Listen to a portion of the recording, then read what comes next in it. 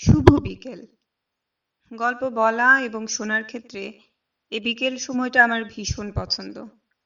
তাই চলে এলাম আপনাদের গল্প শোনাতে। এটি আমার চ্যানেলে প্রথম গল্প বলা, তাই আমি আপনাদের সকলের আশীর্বাদ ও দোয়া প্রার্থী। আজকে আমার খুব প্রিয় একজন সাহিত্যিক বিভূতিভূষণ বন্দ্যোপাধ্যায়ের একটি গল্প আপনাদের শোনাবো। আশা করি আমার ভুলগুলো ক্ষমা সুন্দর দৃষ্টিতে দেখবেন। তাহলে চলুন শোনা যাক বিভূতিভূষণ বন্দ্যোপাধ্যায়ের গল্প কিন্নর দল। পাড়ায় ৬-৭ ঘর ব্রাহ্মণের বাস মোটে। সকলের অবস্থাই খারাপ। পরস্পরকে ঠকিয়ে পরস্পরের কাছে ধার ধোর করে এরা দিন গুজরান করে।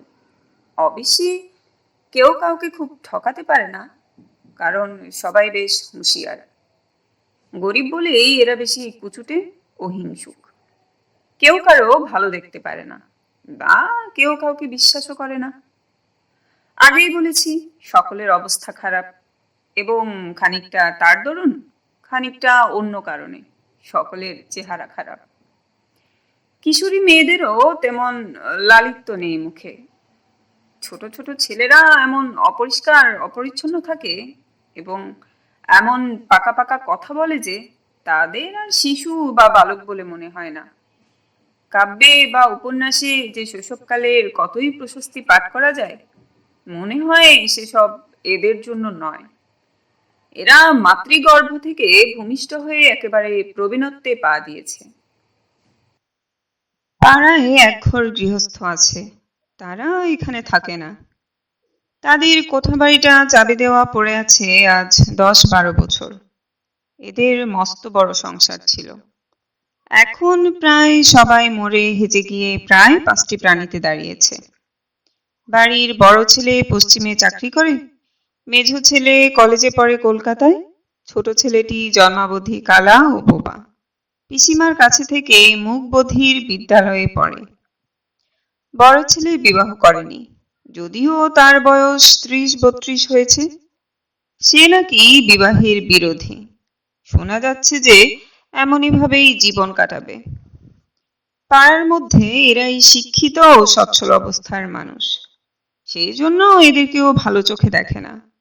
মনে মনে সকলেই এদের হিংসে করে, এবং বড় ছেলে যে বিয়ে করবে না বলছে, সেই সংবাদে পাড়ার সবাই পরম সন্তুষ্ট।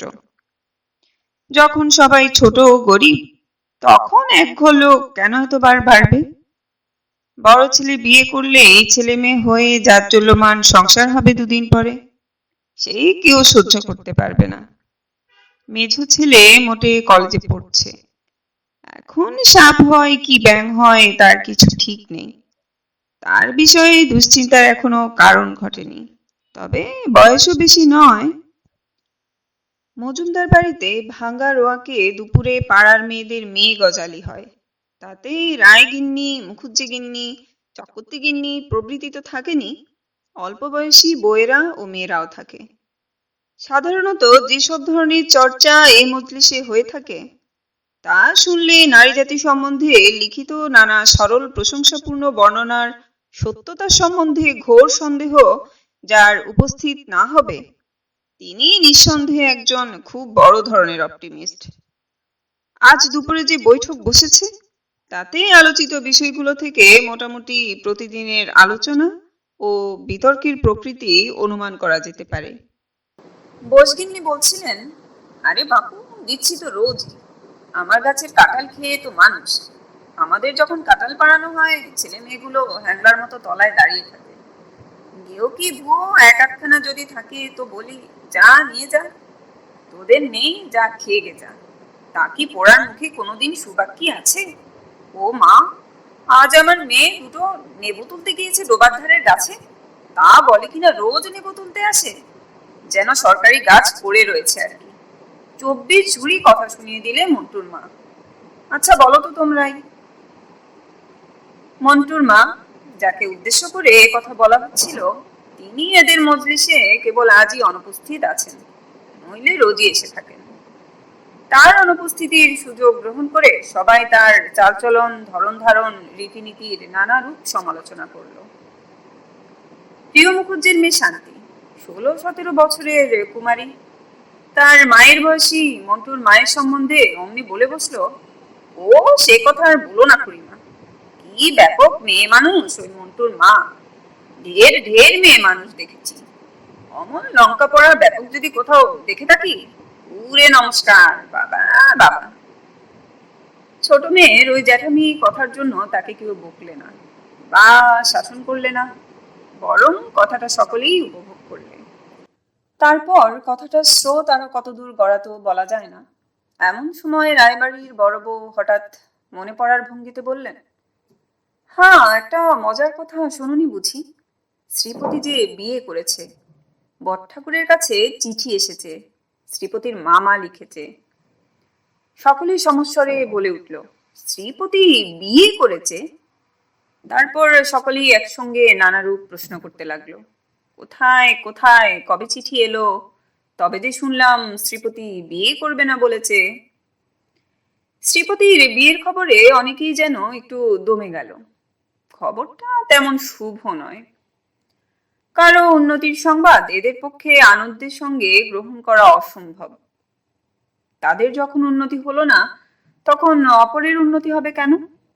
কিন্তু এরপরেই যখন রায়বউ মুখ টিপে হেসে আস্তে আস্তে বললেন, বউটি নাকি বামুনের মেয়ে নয়, তখন সকলে খাড়া হয়ে শটান উঠে বসলো।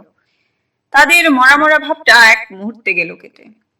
একটা বেশ সরস ও মুখরোচক পরনিন্দা আর ঘোটের আভাস ওরা পেলে রায়বউয়ের চাপা ঠোঁটের হাসি থেকে। শান্তি উৎসুক চোখে চেয়ে হাসি মুখে বললে, ভেতরে তাহলে অনেকখানি কথা আছে। বোসগিন্নি বললেন, তাই বলো, নইলে এমনই কোথাও কিছু নয় শ্রীপতি বিয়ে করলে এ কি কখনো হয়? কি জাত মেয়েটার, হিঁদু তো? অর্থাৎ তাহলে রগরটা আরো জমে। রায়বউ বললেন, হিঁদুই, মেয়েটা বদ্যি বামুন। এদেশে বৈদ্যকে বলে থাকি বদ্যি বামুন। এই অঞ্চলের ত্রিসীমানায় বৈদ্যের বাস না থাকায় বৈদ্য জাতির সমাজতত্ত্ব সম্বন্ধে এদের ধারণা অত্যন্ত অস্পষ্ট। কারো বিশ্বাস ব্রাহ্মণের পরেই বৈদ্যের সামাজিক স্থান, তারা এক প্রকারের নিম্নবর্ণের ব্রাহ্মণ, তার চেয়ে নিচু নয়। আবার কারো বিশ্বাস তাদের স্থান সমাজের নিম্নতর ধাপের দিকে। শান্তি বললে, বউয়ের বয়স কত? ও তা অনেক, শুনছি 24-25। সকলে সমস্বরে আবার একটা বিষয়ের রোল তুললে। 24-25 বছর পর্যন্ত মেয়ে আইবুড়ো থাকে ঘরে, এ আবার কোথাকার ছোট জাত, রামও ছি। শান্তির মা বললেন, তাহলে মেয়ে আর নয়, মাগি বলো, পার শশা বাপমা বুঝি ঘরে বীজ রেখেছিল। কে একজন মুখ টিপে হেসে বললেন, বিধবা না তো? চক্রবর্তীগিন্নি বললেন, আগের পক্ষের ছেলে মেয়ে কিছু আছে নাকি মাগির? এই কথায় শান্তি আগে মুখে আঁচল দিয়ে খিলখিল করে হেসে উঠল। তারপরে বাকি সকলে তার সঙ্গে যোগ দিলে। হ্যাঁ, এটা একটা নতুন ও ভারী মজার খবর বটে। মেয়ে গজালির কিছুদিনের মতো খোরাক সংগ্রহ হলো। আম চুরি কাঁঠাল চুরির গল্প একটু একঘেয়ে হয়ে পড়েছিল। ঠিক পরের দিনই এক অপ্রত্যাশিত ব্যাপার ঘটল। শ্রীপতির মেজ ভাই উমাপতি গায়ে এসে বাড়ির চাবি খুলে লোক লাগিয়ে ঘরদোর পরিষ্কার করতে লাগলো। তার দাদা বৌদিদিকে নিয়ে শিগগির আসবে এবং কিছুদিন নাকি গায়ে বাস করবে। বৌদিদি পাড়াগা কখনো দেখেননি। গ্রামে আসবার তার খুব আগ্রহ। তার দাদাও কলকাতায় বদলি হবার চেষ্টা করছে। মেয়ে মজলিসে সবাই তো অবাক। শ্রীপতি কোন মুখে অজাতের বউ নিয়ে গায়ে এসে উঠবে?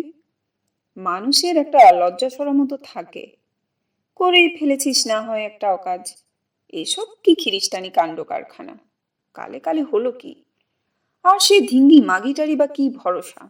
ব্রাহ্মণদের মধ্যে ব্রাহ্মণ পাড়ায় বিয়ের বউ সেজে সে কোন সাহসে আসবে? শ্রীপতি অবশ্যই বউ নিয়ে পৈতৃক বাড়িতে আসার বিষয়ে এদের মত জিজ্ঞাসা করেনি। একদিন একখানা নৌকো এসে গ্রামের ঘাটে দুপুরের সময় লাগলো এবং নৌকো থেকে নামলো শ্রীপতি, তার নববিবাহিত বধূ, একটা ছোকরা চাকর ও দুটি ট্রাঙ্ক ও একটা বড় বিছানার মোট, একটা ঝুড়ি বোঝাই টুকিটাকি জিনিস। ঘাটে দু একজন যারা অতবেলায় স্নান করছিল, তারা তখনই পাড়ার মধ্যে গিয়ে খবরটা সবাইকে বললে। তখন কিন্তু কেউ এলো না। অত বেলায় এখন শ্রীপতিদের বাড়ি গেলে তাদের খেতে বলতে হয়।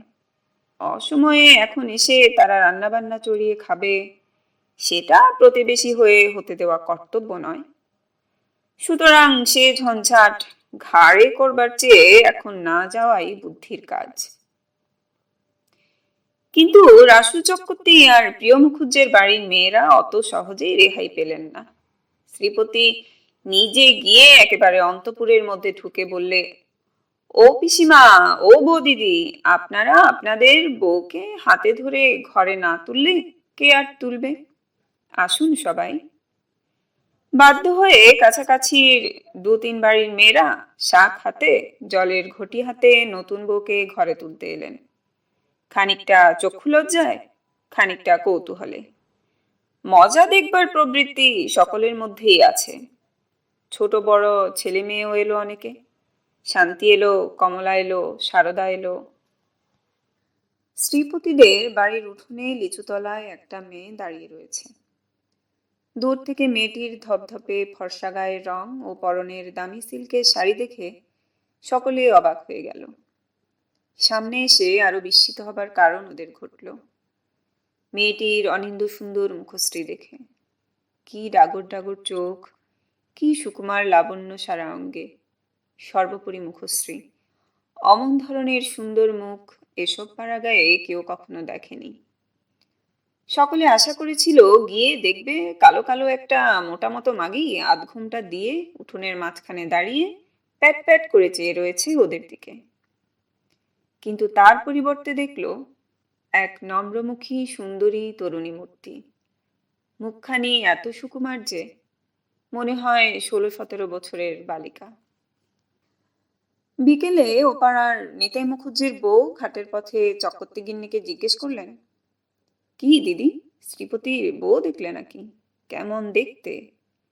চক্রবর্তী গিন্নি বললেন, না, দেখতে বেশ ভালোই। চক্রবর্তী গিন্নির সঙ্গে শান্তি ছিল। সে হাজার হোক ছেলে মানুষ, ভালো লাগলে পরের প্রশংসার বেলায় সে এখনো কার্পণ্য করতে শেখেনি। সে উচ্ছ্বসিত সুরে বলে উঠলে, চমৎকার খুড়িমা, একবার গিয়ে দেখে আসবেন, সত্যি অদ্ভুত ধরনের ভালো। নিতাই মুখুজ্জির বউ পরের এতখানি প্রশংসা শুনতে অভ্যস্ত ছিলেন না। বুঝতে পারলেন না শান্তি কথাটা ব্যঙ্গের সুরে বলছে না সত্যিই বলছে।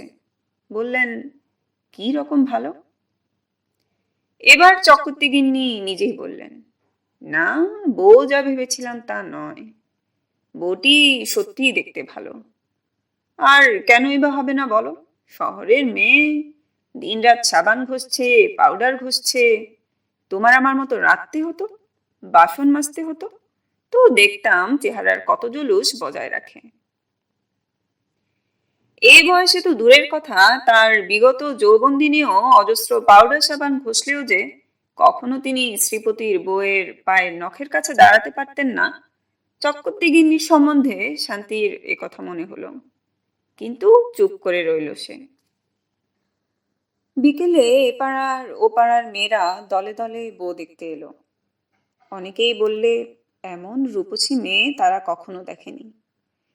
কেবল হরিচরণ রায়ের স্ত্রী বললেন, আর বছর তারকেশ্বরে যাবার সময় ব্যান্ডেল স্টেশনে তিনি একটি বউ দেখেছিলেন, সেটি এর চেয়েও রূপসী। মেয়ে মজলিসে পরদিন আলোচনার একমাত্র বিষয় দাঁড়ালো শ্রীপতির বউ। দেখা গেল তার রূপ সম্বন্ধে দুমত নেই সভ্যদের মধ্যে, কিন্তু তার চরিত্র সম্বন্ধে নানা রকম মন্তব্য অবাধে চলছে। ধরন ধারণ যেন কেমন কেমন, অত সাজগোজ কেন রে বাপু? ভালো ঘরের মেয়ে নয়, দেখলেই বোঝা যায়। বাসন মাজতে হলে ও হাত আর বেশি দিন অত সাদাও থাকবে না, নরমও থাকবে না। ঠেলা বুঝবেন পাড়া গায়ের। গলায় নেকলেস ঝুলুতে আমরাও জানি, বেশ একটু ঠেকারে। পাড়া গায়ে মাটিতে যেন গুমরে পা পড়ছে না, এমনই ভাব। বামুনের ঘরে বিয়ে হয়ে ভাবছে যেন কি, তা তো হবেই, বদ্যি বামুনের মেয়ে, বামুনের ঘরে এসেছে, ওর সাতপুরুষের সৌভাগ্যী না। নববধূর সপক্ষে বললে কেবল শান্তি ও কমলা। শান্তি ছাদের সঙ্গে বললে, তোমরা কারো ভালো দেখতে পারো না বাপু? কেন সব বলবে একজন ভদ্র ঘরের মেয়ে সম্বন্ধে? কাল বিকেলে আমি গিয়ে কতক্ষণ ছিলাম নতুন বউয়ের কাছে, কোনো ঠেকার নেই, অহংকার নেই, চমৎকার মেয়ে। কমলা বললে, আমাদের উঠতে দেয় না কিছুতেই, কত গল্প করলে, খাবার খেতে দিলে, চা করলে, আর খুব সাজগুজ কি করে, সাদা সিধে শাড়ি সেমেজ পরেই তো ছিল, তবুও খুব ফর্সা কাপড় চোপড়, ময়লা একেবারে দু চোখে দেখতে পারে না।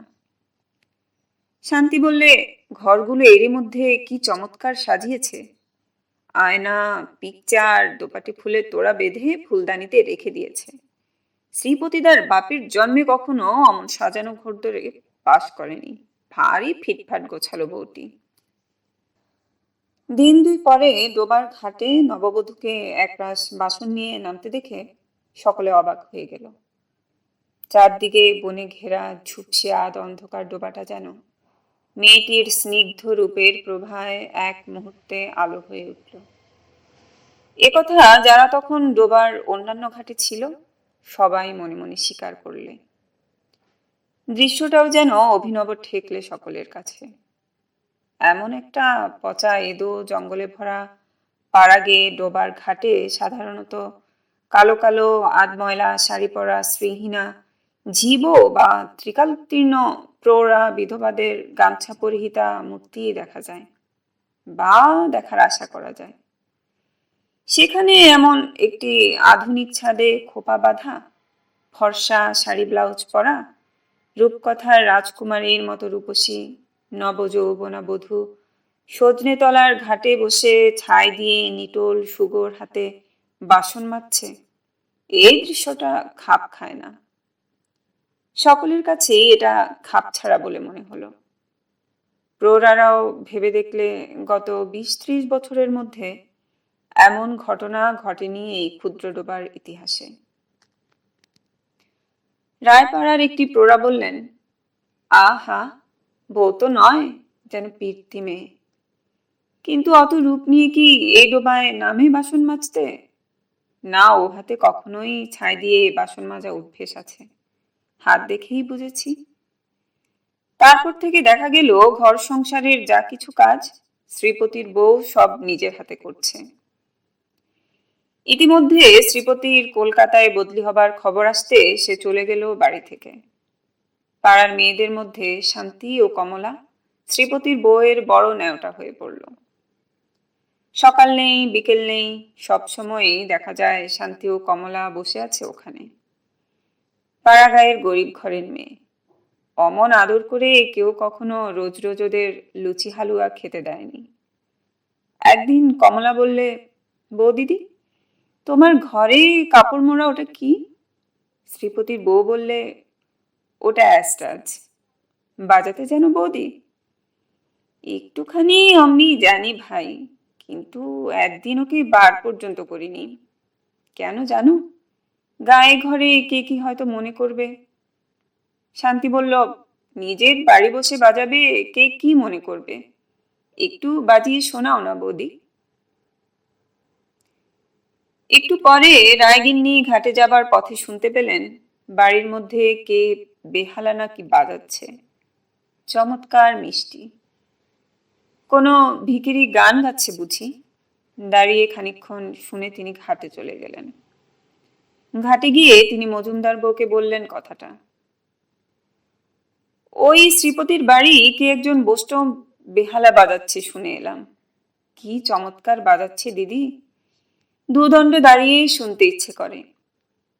দুপুরের মেয়ে মজলিসে শান্তির মা বললেন, শ্রীপতির বউ চমৎকার বাজাতে পারে, অ্যাস্ট্রাজ না কি বলে, এরকম বেহালার মতো। শান্তিদের ও বেলা শুনিয়েছিল। রায়বু বললেন, ও তাই ও বেলা নাইতে যাবার সময় শুনলাম বটে। সে যে ভারী চমৎকার বাজনা গো।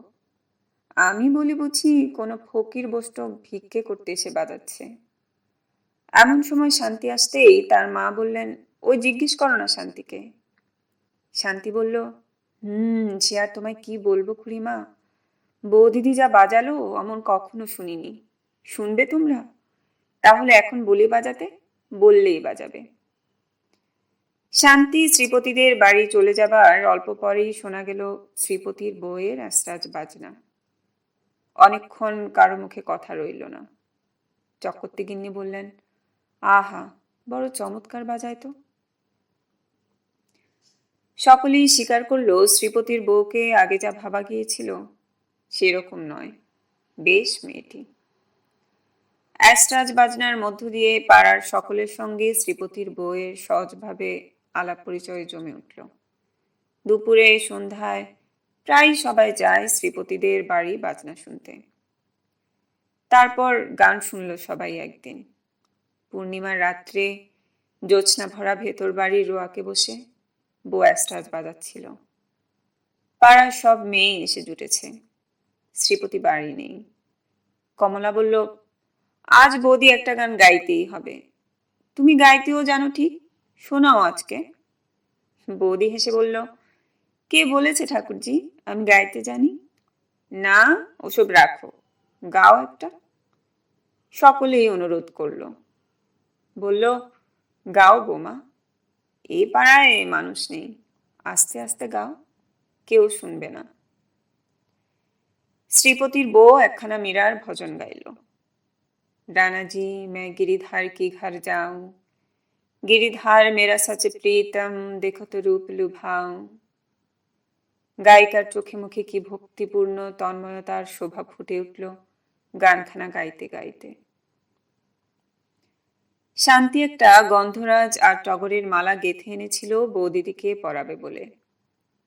গান গাইবার সময়ে সে আবার সেটা বউয়ের গলায় আলগোছে পরিয়ে দিল। সেই জ্যোৎস্নায় সাদা সুগন্ধি ফুলের মালা গলায় রূপসী বউয়ের মুখে ভজন শুনতে শুনতে মন্টুর মায়ের মনে হলো এই মেয়েটি সেই মীরাবাই, অনেককাল পরে পৃথিবীতে আবার নেমে এসেছে, আবার সবাইকে ভক্তির গান গেয়ে শোনাচ্ছে। মন্টুর মা একটু বাইরের খবর রাখতেন। যাত্রায় একবার মীরাবাই পালা দেখেছিলেন তার বাপের বাড়ির দেশে। তারপর আর একখানা হিন্দি গান গাইল বউ। এরা অবশ্যই কিছু বুঝলেন না, তবে তন্ময় হয়ে শুনলেন বটে। তারপর একখানা বেহাগ, বাংলা গান। এবার সকলে শুয়ে পড়ল। শান্তির চোখ দিয়ে জল পড়তে লাগলো। অনেকে দেখলো বউয়েরও চোখ দিয়ে জল পড়ছে গান গাইতে গাইতে। রূপসী গায়িকা একেবারে যেন বাহ্য জ্ঞান ভুলে গিয়েছে গানে তন্ময় হয়ে। সেদিন থেকেই সকলে শ্রীপতির বউকে অন্য চোখে দেখতে লাগলো। ওর সম্বন্ধে ক্রমে উচ্চ ধারণা করতে সকলে বাধ্য হলো আরো নানা ঘটনায়। পাড়াগাঁয়ে সকলেই বেশ হুঁশিয়ার, কথা আগেই বলেছি। ধার দিয়ে সে যদি এক খুচি চাল কি দুপলা তেলও হয়, তার জন্য 10 বার তাগাদা করতে এদের বাধে না। কিন্তু দেখা গেল শ্রীপতির বউ সম্পূর্ণ দিলদরিয়া মেজাজের মেয়ে। দেবার বেলায় সে কখনো না বলে কাউকে ফেরায় না, যদি জিনিসটা তার কাছে থাকে। একেবারে মুক্ত হস্ত সে বিষয়ে। কিন্তু আদায় জানে না, তাগাদা করতে জানে না। মুখে তার রাগ নেই, বিরক্তি নেই, হাসি মুখ ছাড়া তার কেউ কখনো দেখেনি। শ্রীপতির বউয়ের আপন পর জ্ঞান নেই, এটাও সবাই দেখল। পাশের বাড়িতে চক্রবর্তী গিন্নি বিধবা। একাদশীর দিন দুপুরে তিনি নিজের ঘরে মাদুর পেতে শুয়ে আছেন। শ্রীপতির বউ এক বাটি তেল নিয়ে এসে তার পায়ে মালিশ করতে বসে গেল, যেন ও তার নিজের ছেলের বউ। চক্রবর্তী গিন্নি একটু অবাক হলেন প্রথমটা। পাড়া গায়ে এরকম কেউ করে না, নিজের ছেলের বউই করে না তো অপরের বউ। এসো এসো মা আমার, এসো। থাক থাক, তেল মালিশ আবার কেন মা, তোমায় ওসব করতে হবে না, পাগলি মেয়ে। এই পাগলি মেয়েটি কিন্তু শুনল না। সে জোর করে বসে গেল তেল মালিশ করতে। মাথার চুল এসে অগোছালোভাবে উড়ে এসেছে মুখে।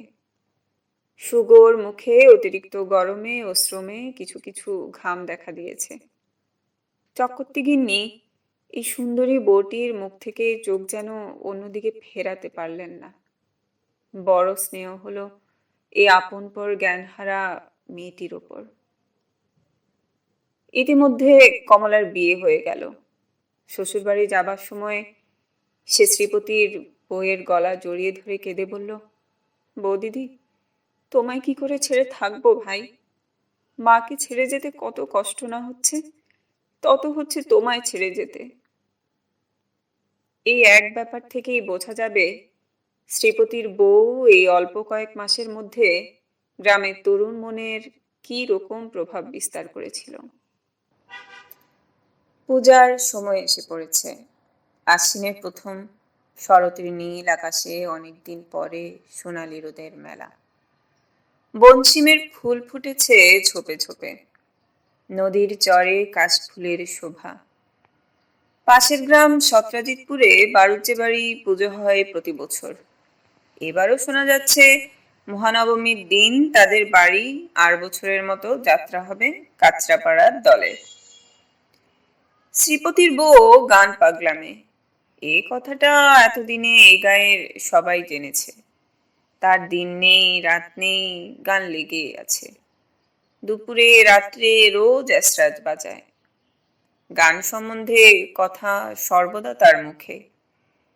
শান্তির এখনো বিয়ে হয়নি, যদিও সে কমলার বয়সী। সে শ্রীপতির বউয়ের কাছে আজকাল দিনরাত লেগে থাকে গান শেখবার জন্যে।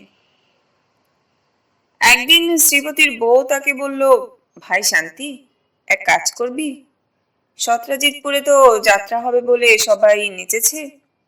আমাদের পাড়ার মেয়েরা তো আর দেখতে পাবে না। তারা কি আর অপর গায়ে যাবে যাত্রা শুনতে? অথচ এরা কখনো কিছু শোনে না। আহা, এদের জন্য যদি আমরা আমাদের পাড়াতেই থিয়েটার করি। শান্তি তো অবাক। থিয়েটার? তাদের এই গায়ে? থিয়েটার জিনিসটার নাম শুনেছে বটে সে, কিন্তু কখনো দেখেনি। বলল, কি করে করবে? বৌদি, কি যে তুমি বলো, তুমি একটা পাগল। শ্রীপতির বউ হেসে বলল, সেসব বন্দোবস্ত আমি করব এখন, তোকে ভেবে মরতে হবে না। দেখ না কি করি। সপ্তাহখানেক পর শ্রীপতি যেমন শনিবারের দিন বাড়ি আসে, তেমনই এলো। সঙ্গে 3টি বড় মেয়ে ও 2টি ছোট মেয়ে ও 4-5টি ছেলে। বড় মেয়ে 3টির 16-17 এমনই বয়স, সকলেই ভারী সুন্দরী। ছোট মেয়ে 2টির মধ্যে যেটির বয়স 13, সেটি তত সুবিধে নয়, কিন্তু যেটির বয়স আন্দাজ 10, তাকে দেখি রক্ত মাংসের জীব বলে মনে হয় না, মনে হয় যেন মোমের পুতুল। ছেলেদের বয়স 15-র বেশি নয় কারো, সকলেই সুবেশ, পরিষ্কার পরিচ্ছন্ন। শান্তির মা এবং চক্রবর্তী গিন্নি তখন সেখানেই উপস্থিত ছিলেন। শ্রীপতির বউ ওদের দেখে ছুটে গেল রোয়াক থেকে উঠোনে নেমে। উচ্ছ্বসিত আনন্দের সুরে বলল, এই যে রমা, পিন্টু, তারা, এই যে শিব, আয় আয়, সব কেমন আছিস? ওফ, কতদিন দেখিনি তোদের। রমা বলে 16-17 বছরের সুন্দরী মেয়েটি ওর গলা জড়িয়ে ধরল। সকলেই ওকে প্রণাম করে পায়ের ধুলো নিল। দিদি, কেমন আছিস ভাই? একটু রোগা হয়ে গেছিস দিদি। ও, কতদিন যে তোকে দেখিনি। দাদাবাবু যখন বললেন তোর এখানে আসতে হবে, আমরা তো আহিরি টোলাতে মিউজিক কম্পিটিশন ছিল, নাম দিয়েছিলাম, ছেড়ে চলে এলাম। মেয়েগুলোর মুখ, রং, গড়ন শ্রীপতির বউয়ের মতো। রমা তো একেবারে হুবহু ওর মতো দেখতে, কেবল যা কিছু বয়সের তফাৎ। জানা গেল মেয়ে 2টির মধ্যে রমা ও তার ছোট সতী, এবং ছেলে মেয়েদের মধ্যে 12 বছরের ফুটফুটে ছেলে শিবু শ্রীপতির বউয়ের আপন ভাই বোন। বাকি সবই কেউ খুড়তুতো, কেউ জ্যাঠাতুতো ভাই বোন। ক্রমে আরো জানা গেল শ্রীপতির বউ এদের চিঠি লিখিয়ে আনিয়েছে থিয়েটার করানোর জন্যে। পাড়ার সবাই এদের রূপ দেখে অবাক। এসব পাড়াগাঁয়ে অমন চেহারার ছেলে মেয়ে কেউ কল্পনাই করতে পারে না। 10 বছরের সেই ছেলেটির নাম পিন্টু। সে শান্তির বড় নেওটা হয়ে গেল। সে আবার একটা সাঁতার দেবার নীল রঙের পোশাক এনেছে। সিক্ত নীল পোশাক সুগোর দেহে যখন সে নদীর ঘাটে স্নান করে উঠে দাঁড়ায়, তখন ঘাট শুদ্ধ মেয়েরা, পোষগিন্নি, মন্টুর মা, শান্তির মা, মজুমদার গিন্নি ওর দিকে হা করে চেয়ে থাকেন। রূপ আছে বটে ছেলেটির। শান্তি দস্তুর মতো গর্ব অনুভব করে যখন পিন্টু অনুযোগ করে বলে, শান্তিদি, আসুন না উঠে, ভিজে কাপড়ে কতক্ষণ দাঁড়িয়ে থাকবো, আসুন বাড়ি যাই। পূজা এসে পড়ল। এ গায়ে কোনো উৎসব নেই পূজার। গরিবদের গায়ে পূজা কে করবে? দূর থেকে সত্রাজিৎপুরের বাড়ুজ্যে বাড়ির ঢাক শুনেই গায়ের মেয়েরা সন্তুষ্ট হয়। ভিন গায়ে গিয়ে মেয়েদের পূজা দেখবার রীতি না থাকায় অনেকে 10-15 কি 20 বছর দুর্গা প্রতিমা পর্যন্ত দেখেনি। মেয়েদের জীবনে কোনো উৎসব আমোদ নেই এই গায়ে। শ্রীপতির বউ তাই একদিন শান্তিকে বলেছিল, সত্যি কি করে যে তোরা থাকিস ঠাকুরজি, একটু গান নেই, বাজনা নেই, বই পড়া নেই, মানুষ যে কেমন করে থাকে এমন করে। বোধ হয় সেজন্যেই এত উৎসাহের সঙ্গে ও লেগেছিল থিয়েটারের ব্যাপারে। শ্রীপতিদের বাড়ির লম্বা বারান্দায় এক ধাপে তক্তপোষ পেতে দড়ি টাঙ্গিয়ে হলদে শাড়ি ঝুলিয়ে স্টেজ করা হয়েছে। শ্রীপতির বউ ভাই বোনদের নিয়ে সকাল থেকে খাটছে। শান্তি বলল, তুমি এত জানলে কি করে বৌদি? রমা বলল, তুমি জানো না দিদিকে শান্তি দিদি? দিদি অল বেঙ্গল মিউজিক কম্পিটিশনে। শ্রীপতির বউ ধমক দিয়ে বোনকে থামিয়ে দিয়ে বলল, নে নে যা, অনেক কাজ বাকি, এখন তোর অত বক্তৃতা করতে হবে না দাঁড়িয়ে। রমা না থেমে বলল, আর খুব ভালো পাঠ করার জন্যেও সোনার মেডেল পেয়েছে। যতবার পয়লা বৈশাখের দিন আমাদের বাড়িতে থিয়েটার হয়, দিদি তো তার পান্ডা। জানো আমাদের কি নাম দিয়েছেন জ্যাঠামশাই? শ্রীপতির বউ বলল, আবার? রমা হেসে থেমে গেল। মহা অষ্টমীর দিন আজ। শুধু মেয়েদের আর ছোট ছোট ছেলেদের নিয়ে থিয়েটার দেখবে, শুধু মেয়েরাই। সমস্ত পাড়া কুড়িয়ে সব মেয়ে এসে জুটেছে থিয়েটার দেখতে। ছোট্ট নাটকটি শ্রীপতির বউয়ের জ্যাঠামশাইয়ের নাকি লেখা। রাজকুমারকে ভালোবেসেছিল তারই প্রাসাদের একজন পরিচারিকার মেয়ে। ছেলেবেলায় দুজনে খেলা করেছে, বড় হয়ে দিগ্বিজয়ে বেরুলেন রাজপুত্র। অন্য দেশের রাজকুমারী ভদ্রাকে বিবাহ করে ফিরলেন। পরিচারিকার মেয়ে অনুরাধা তখন নবযৌবনা কিশোরী, বিকশিত মল্লিকা পুষ্পের মতো শুভ্র পবিত্র। খুব ভালো নাচতে গাইতে শিখেছিল সে ইতিমধ্যে। রাজধানীর সবাই তাকে চেনে জানে, নৃত্যের অমন রূপ দিতে কেউ পারে না। এদিকে ভদ্রাকে রাজ্যে এনে রাজকুমার এক উৎসব করলেন। সে সভায় অনুরাধাকে নাচতে গাইতে হলো রাজপুত্রের সামনে ভাড়া করা নর্তকী হিসেবে। তার বুক ফেটে যাচ্ছে, অথচ সে একটা কথাও বলল না। নৃত্যের মধ্য দিয়ে, সঙ্গীতের মধ্য দিয়ে জীবনের ব্যর্থ প্রেমের বেদনা সে নিবেদন করলো প্রিয়ের উদ্দেশ্যে। এরপরে কাউকে কিছু না বলে দেশ ছেড়ে পরদিন একা একা কোথায় নিরুদ্দেশ হয়ে গেল। শ্রীপতির বউ অনুরাধা, রমা ভদ্রা, ওর অন্য সব ভাই বোনও অভিনয় করলো। শ্রীপতির বউ বেশভূষায়, রূপে, গলে দোদুল্যমান জুঁই ফুলের মালায় যেন প্রাচীন যুগের রূপকথার রাজকুমারী। রমাও তাই। গানে গানে অনুরাধা তো স্টেজ ভরিয়ে দিল। আর কি অপূর্ব নৃত্য ভঙ্গি! সতী, রমা, পিন্টুও কি চমৎকার অভিনয় করলো, আর কি চমৎকার মানিয়েছে ওদের। তারপর বহুকাল পরে পথের ধারে মুমূর্ষু অনুরাধার সঙ্গে রাজপুত্রের দেখা। সে বড় মর্মস্পর্শী করুণ দৃশ্য। অনুরাধার গানের করুণ সুরপুঞ্জে ঘরের বাতাস ভরে গেল। চারদিকে শুধু শোনা যাচ্ছিল কান্নার শব্দ। শান্তি তো ফুলে ফুলে কেঁদে সারা। অভিনয় শেষ হলো। তখন রাত প্রায় 11টা। গ্রামের মেয়েরা কেউ বাড়ি চলে গেল না। তারা শ্রীপতির বউকে ও রমাকে অভিনয়ের পর আবার দেখতে চায়। শ্রীপতির বউ ও তার ভাই বোনদের রান্নাঘরে নিয়ে গিয়ে চক্রবর্তীগিন্নি, শান্তির মা ও মন্টুর মা খেতে বসিয়ে দিলেন। আর ওদের চারিধার দিয়ে পাড়ার যত মেয়ে। ও পাড়ার রাম গাঙ্গুলির বউ বললেন, বৌমা যে আমাদের এমন তা তো জানি নে। ও মা, এমন জীবন তো কখনো দেখিনি। মন্টুর মা বললেন, আর ভাই বোনগুলো কি সব হীরের টুকরো, যেমন সব চেহারা তেমনই গান। শান্তি তো তার বউ দিদির পিছু পিছু ঘুরছে। তার চোখ থেকে অভিনয়ের ঘোর এখনো কাটেনি। সেই জুঁই ফুলের মালাটি বৌদির গলা থেকে সে এখনো খুলতে দেয়নি। ওর দিক থেকে অন্যদিকে সে চোখ ফেরাতে পারছে না যেন। চক্রবর্তীগিন্নি বললেন, আর কি গলা আমাদের বৌমার আর রমার। পিন্টু অতটুকু ছেলে কি চমৎকার করলো। শান্তির মা বললেন, পিন্টু খাচ্ছে না, দেখো সেজো বউ, আর একটু দুধ দি, কটা মেখে নাও।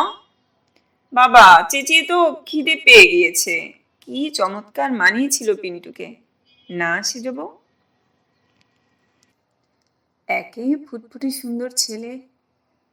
শ্রীপতির বউ হাজার হোক ছেলে মানুষ। সকলের প্রশংসায় সে এমন খুশি হয়ে উঠল যে খাওয়াই হলো না তার। সলজ্জ হেসে বলল, জ্যাঠামশাই আমাদের বলেন কিন্নর দল, এখন ওই নামে আমাদের। রমা হেসে ঘাড় দুলিয়ে বলল, নিজে যে বললে দিদি, আমি বলতে যাচ্ছিলুম, আমায় তবে ধমক দিলে কেন তখন? তারা বলল, নামটি বেশ, কিন্নর দল না? আমাদের শ্যামবাজারের পাড়ায় কিন্নর দল বলতে সবাই চেনে। রমা বলল কৃত্রিম গর্বের সঙ্গে, প্রায় এক ডাকে চেনে। হুম। তারপর এই রূপবান বালক বালিকার দল সকলে একযোগে হঠাৎ খিলখিল করে মিষ্টি হাসি হেসে উঠল। সতী হাসতে হাসতে বললে, বেশ নামটি, কিন্নর দল না? এমন একদল সুশ্রী চেহারার ছেলে মেয়ে, তার উপর তাদের এমন অভিনয় করার ক্ষমতা, এমন গানের গলা, এমন হাসি খুশি মিষ্টি স্বভাব, সকলেরই মন হরণ করবে, তার আশ্চর্য কি। মন্টুর মা ভাবলেন, কিন্নর দলই বটে। ওদের খেতে খেতে হাসি গল্প করতে মহা অষ্টমীর নিশি ভোর হয়ে এলো।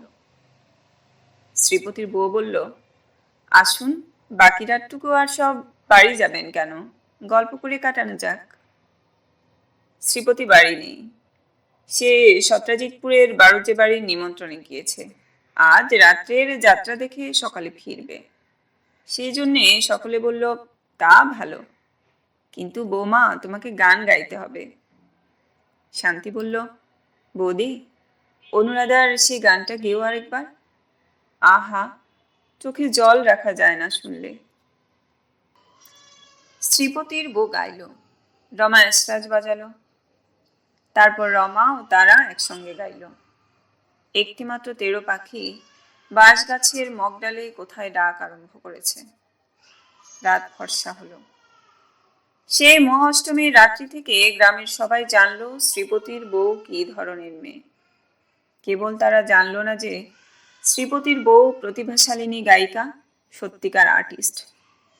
সে ভালোবেসে শ্রীপতিকে বিয়ে করে এই পাড়া গাঁয়ের বনবাস মাথায় করে নিয়ে নিজের উচ্চাকাঙ্ক্ষা ছেড়েছে, যশের আশা, অর্থের আশা, আর্টের চর্চা পর্যন্ত ত্যাগ করেছে। তবু গানের ঝোঁক ওকে ছাড়ে না, ভূতে পাওয়ার মতো পেয়ে বসে। দিন রাত তাই ওর মুখে গান লেগেই আছে। তাই আজ মহাষ্টমীর দিন সেই নেশার টানেই এই অভিনয়ের আয়োজন করেছে। শান্তি কিছুতেই ছাড়তে চায় না ওকে। বলে, তুমি কোথাও যেও না বৌদিদি, আমি মরে যাব, এখানে তিষ্ঠতে পারবো না। শান্তি আজকাল শ্রীপতির বইয়ের কাছে গান শেখে। গলা মন্দ নয়, এবং এদিকে খানিকটা গুণ থাকায় সে এরই মধ্যে বেশ শিখে ফেলেছে, কিছু কিছু বাজাতেও শিখেছে।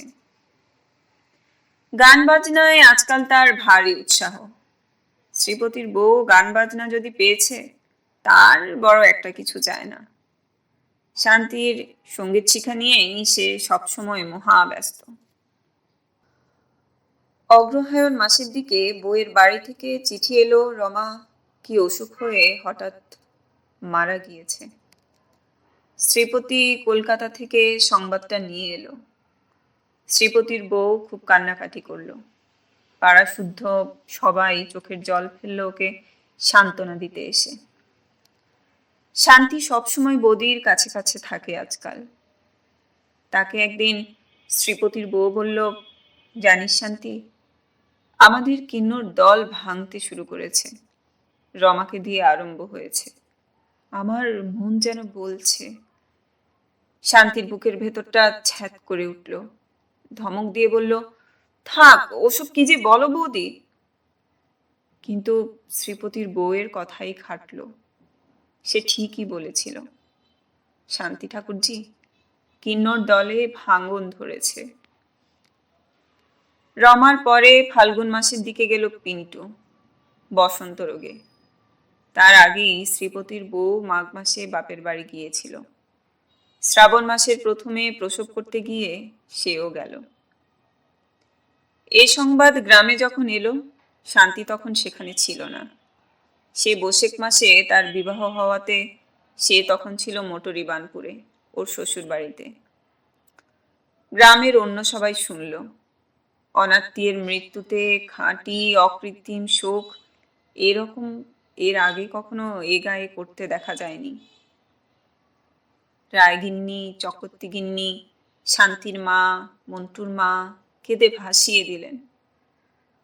ওই মেয়েটি কোথা থেকে দুদিনের জন্য এসে তার গানের সুরের প্রভাবে সকলের অকরুণ কুটিল ভাবে পরিবর্তন এনে দিয়েছিল। সে পরিবর্তন যে কতখানি ওই সময়ে গায়ের মেয়েদের দেখলে বোঝা যেত। ওদের চকর্তি বাড়ির দুপুরবেলায় আড্ডায়, স্নানের ঘাটে শ্রীপতির বউয়ের কথা ছাড়া অন্য কথা ছিল না।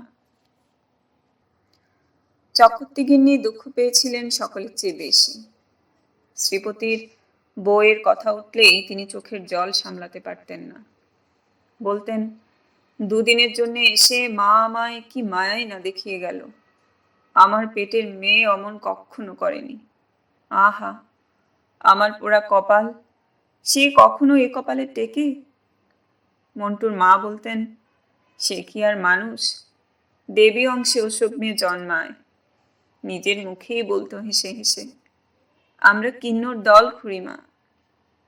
সাবভ্রষ্ট কিন্নরই তো ছিল, যেমন রূপ তেমনি স্বভাব তেমনি গান। ও কি আর মানুষ মা? কথা বলতে বলতে মন্টুর মায়ের চোখ দিয়ে ঝরঝর করে জল পড়ত। এসবের মধ্যে কেবল কথা বলতো না শান্তি, তার বিবাহিত জীবন খুব সুখের হয়নি।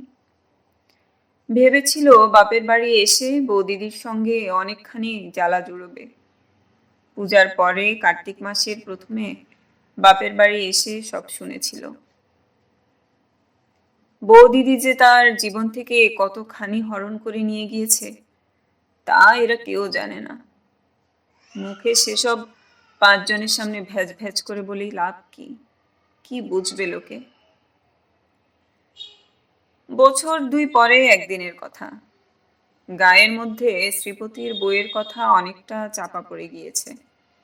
শ্রীপতিও অনেকদিন পরে আবার গ্রামের বাড়িতে যাওয়া আসা করছে, শনিবারে কিংবা ছুটি ছাটাতে। শ্রীপতিদের বাড়ি থেকে শান্তিদের বাড়ি বেশি দূরে নয়, দুখানা বাড়ির পরেই। শান্তি তখন এখানেই ছিল। অনেক রাত্রে এসে শুনল শ্রীপতি দাদাদের বাড়িতে কে গান গাইছে। ঘুমের মধ্যে গানের সুর কানে যেতেই সে ধর্মর করে বিছানার উপর উঠে বসল। বিরোহিণী মীরা জাগে তব অনুরাগে গিরিধর নাগর। এ কার গলা? ওর গা শিউরে উঠল। ঘুমের ঘোর এক মুহূর্তে ছুটে গেল। কখনো সে ভুলবে জীবনে এ গান, এ গলা? সেই প্রথম পরিচয়ের দিনে ওদের রোয়াকে জ্যোৎস্না রাত্রে বসে এ গানখানা বৌদি প্রথম গেয়েছিল। সেই অপূর্ব করুণ সুর, গানের প্রতি মোচড়ে যেন একটি আকাঙ্ক্ষার প্রাণঢালা আত্মনিবেদন। এ কি আর কারো গলার? ওর কুমারী জীবনের আনন্দ ভরা দিনগুলোর কত অবসর প্রহর যে এ কণ্ঠে সুরে মধুময়। ও পাগলের মতো ছুটে ঘরের বাইরে এসে দাঁড়ালো। রাত অনেক। কৃষ্ণা তৃতীয়ার চাঁদ মাথার উপর পৌঁছেছে।